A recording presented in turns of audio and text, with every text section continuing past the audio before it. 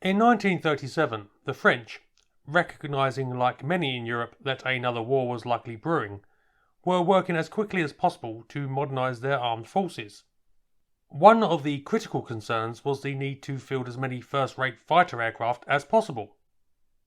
With their indigenous aircraft factories and design bureaus both fully committed and suffering issues caused by labour disputes, the French decided to look around for additional sources of military equipment to boost their numbers. They settled on a rather obscure aircraft builder, N.V. Koolhoven of the Netherlands. This company had been established in 1926 and had got along largely by making one-off aircraft to order. However, the company had spare capacity, and that was something that was getting incredibly scarce as every European nation scrambled to order aircraft. A number of sources suggest that the French may have intended to use the new fighters to equip squadrons in their colonies. That would make sense, considering that the Netherlands hoped to stay neutral in any forthcoming war, just as they had in World War I, and supplying military aircraft directly to one of your neighbours for use against another is not a great idea. It might have been thought that supplying an aircraft for use in colonies may well have provided enough leeway to avoid bringing the wrath of Germany down on the Dutch. Regardless of whether this is the case or not, Koolhoven said that they could meet the French requirement to rapidly design and build a new fighter that was both cheap, easy to build, and with good performance using French engines and components. If it all sounds a bit too much, it probably was.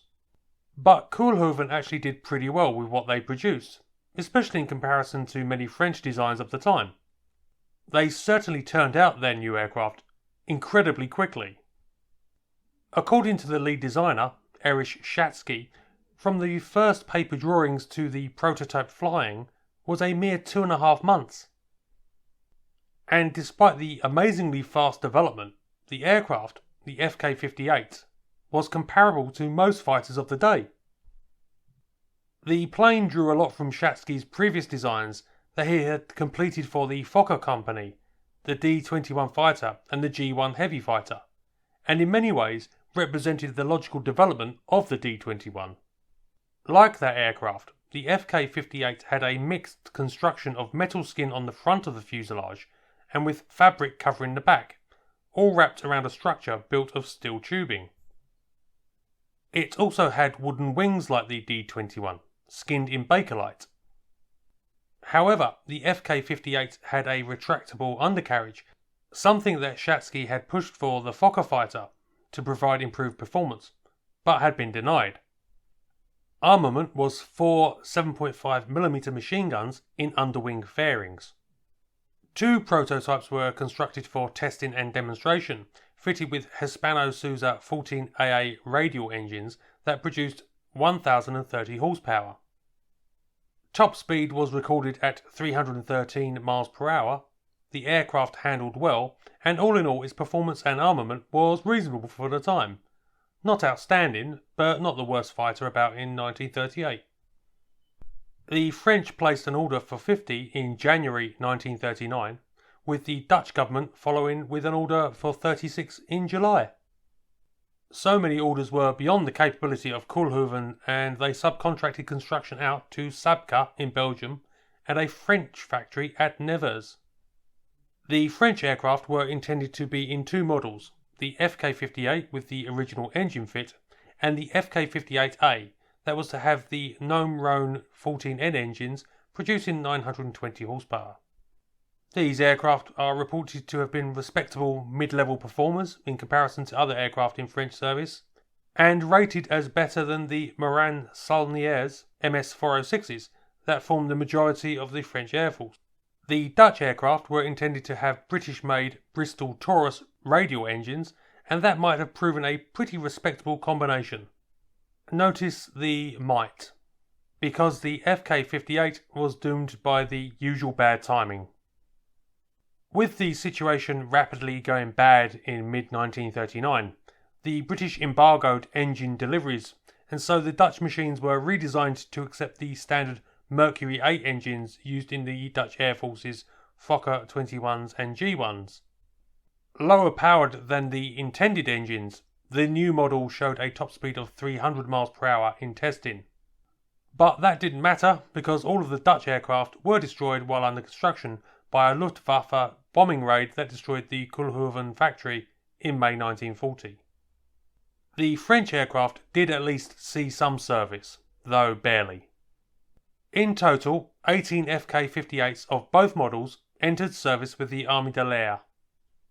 These experienced all sorts of problems just getting into the air, with the intended French engines and components never arriving in the Netherlands and having to be refitted after delivery to France. Issued to a Free Polish squadron, several didn't have armament fitted, and the Poles had to find ways to acquire guns to fit to their aircraft themselves.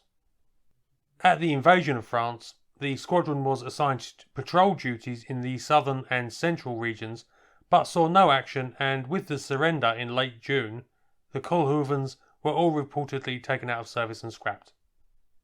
And that was that. The F.K.58s were not a bad fighter for their day, though not a particularly notable one either. And they were unlikely to have had any sort of long future, even if things hadn't turned out the way they did. But it is customary for me to add a footnote on these videos, so after the fall of the Netherlands, Erich Schatzky, a German Jew who had already fled the Nazis once, left once again, this time to the United States. There he would be recruited by Republic Aviation Corporation as a chief designer, and would work on continuing development of the P-47 Thunderbolt, one of the most formidable radial-engined aircraft of the entire war. He subsequently participated in designing jet aircraft like the F-84 series, and then went on to help found the airline El Al, and was Israel Aerospace Industries Director of Engineering from 1958 to 1962. Thanks for watching, and a huge thank you to my sponsors on Patreon. If you liked the video, please drop a like, consider subscribing, and maybe think about helping the channel by buying my book or supporting me on Patreon. Links in the description. Have a good one, try and stay out of trouble, and I will catch you all again soon.